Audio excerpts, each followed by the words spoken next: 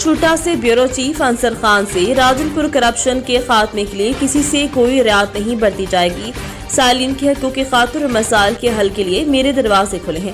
آپ کے تمام مسائل میرٹ پر حل کیے جائیں گے۔ ناجائز کسی کو تنگ کرنے والوں کے خلاف بھی کارروائی کی جائے گی۔ یہ باتیں director anti corruption Dera Ghazi Khan division شاہد محمود نے اینٹی کرپشن آفس راجن پور میں کھلی کچہری کے موقع پر خطاب کرتے ہوئے کہیں۔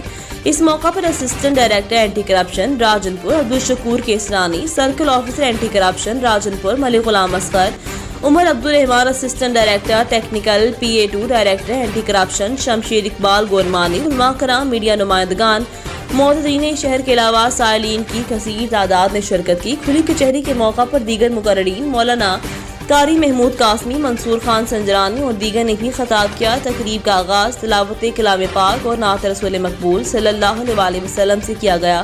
کھلی کچہری کے اختتام پر director anti corruption Dera Ghazi Khan division شاہد محمود نے کلین اینڈ گرین پنجاب مہم کے حوالے سے پودا بھی لگایا۔